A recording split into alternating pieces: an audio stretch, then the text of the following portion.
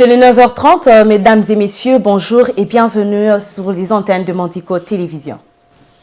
Nous commençons ces premiers bulletins avec des informations à Mandico TV avec une mauvaise nouvelle qui concerne le sinistre survenu au rond-point Gaba.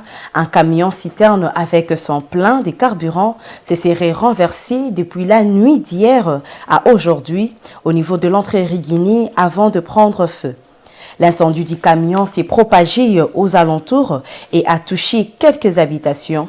Jusque-là, en attendant des précisions sur les circonstances de ces drames, on parle de morts et de beaucoup de blessés. Lors du cadre de concertation avec les femmes et les jeunes à l'occasion de la convocation des électorats pour la députation provinciale et des conseillers municipaux, Denis Kadima, président de la CENI, a souligné qu'il est impossible pour son institution de faire marche en arrière en organisant un autre audit du fichier électoral. Renta lui est là.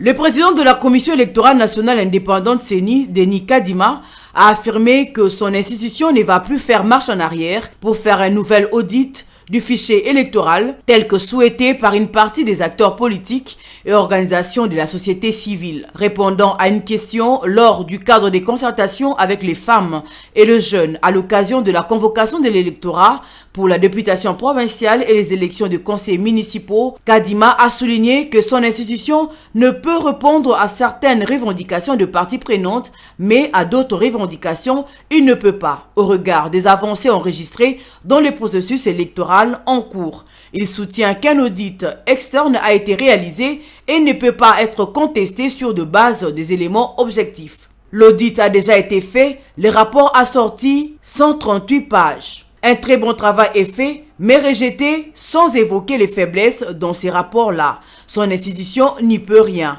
car elle a fait montre de bonne foi. L'opposition avec à sa tête Martin Fayoulou et la mission d'observation ECC5O continue de remettre en cause l'audit externe qu'avaient mené 5 experts recrutés par la CENI. Ils soupçonnent l'existence des électeurs fictifs dans le fichier qui favoriserait la fraude électorale en faveur de l'actuel chef de l'État. Pour tenter d'apaiser la tension, Denis Kadima avait décidé de rencontrer les leaders de l'opposition pour explorer des solutions pour un processus électoral plus inclusif.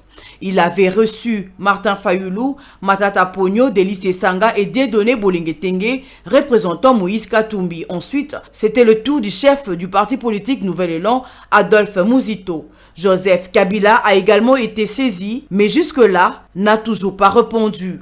La mission d'observation électorale de la CENCO et l'ECC a annoncé son intention de mener un audit citoyen du fichier électoral. La mission justifie cette proposition en affirmant que l'audit réalisé jusque-là n'a pas été perçu comme indépendant et transparent. Dans une déclaration faite le vendredi, la MOE, CENCO ECC a indiqué que l'audit qu'elle propose sera réalisé avec le soutien de la CENI elle-même et a suggéré une méthodologie pour le mettre en œuvre. Pendant ce temps, le train électoral ne s'arrête pas. Le bureau de réception et de traitement de candidatures ont bouclé avec les réceptions de dossiers de candidatures pour la députation nationale.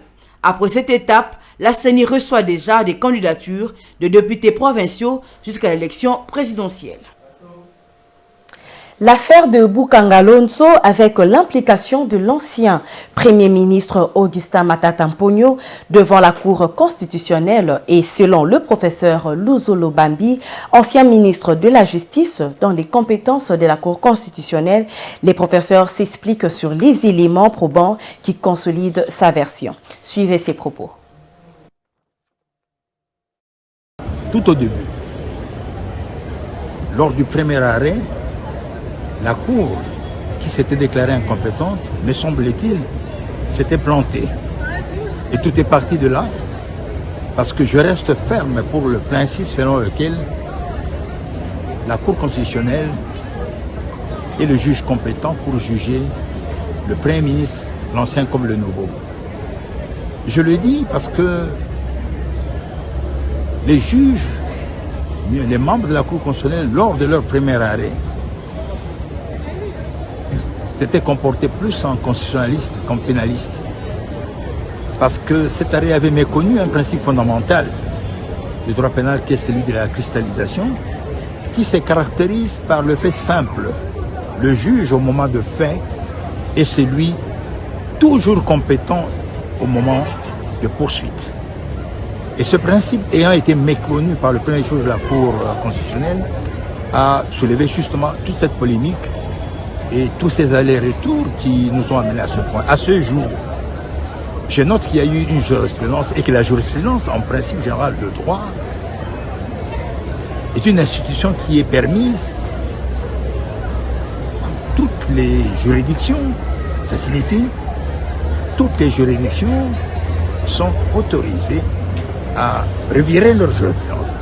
La particularité du revirement, c'est que un revirement jurisprudentiel généralement a un effet rétroactif. Et dans les cas d'espèce, comment cet arrêt dit de principe de revirement peut être rétroactif?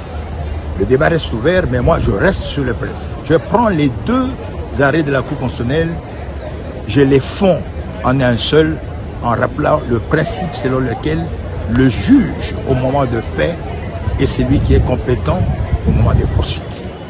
C'est-à-dire, l'ancien Premier ministre peut être poursuivi aujourd'hui par la Cour constitutionnelle pour les faits commis. Et pour finir, en Ituri, l'opération de rapatriement des déplacés a eu lieu dans les différentes agglomérations de cette province, avec plus de 1000 personnes qui ont regagné leur domicile. Les gouverneurs militaires, les lieutenants-généraux Lubo et Nkashama Johnny, a mis à leur disposition la logistique pour un bon rapatriement et il exhorte au reste de la population à regagner chacun son entité. Suivez les commentaires. L'heure a sonné en Ituri après la stabilisation de certaines agglomérations par l'administration militaire pour les déplacer dans leur milieu d'origine. Et dans le souci du bien-être de sa population, le lieutenant Johnny Lubo Nkashama, gouverneur militaire de l'Ituri, met à la disposition des communautés des véhicules pour acheminer plus de 1000 personnes dans les axes Bunia-Komanda, Chabi, Bwanasura, Ndimo, Zunguluka. Cette opération a été supervisée par l'administration militaire du territoire d'Irumu. Une occasion pour le lieutenant Nkashama Luboya Johnny d'appeler les déplacés de l'Ituri de rentrer chez eux car toutes les dispositions ont été déjà prises pour la consolidation de la paix. Notons que l'avènement de l'état de siège a permis à des milliers de déplacés à regagner leurs entités, notamment Marabout, Boga, Irumu et bien d'autres. Mesdames, Messieurs, c'est la fin de ce bulletin d'information. Ne nous quittez pas. Nous vous retrouvons à très bientôt pour une nouvelle session d'information.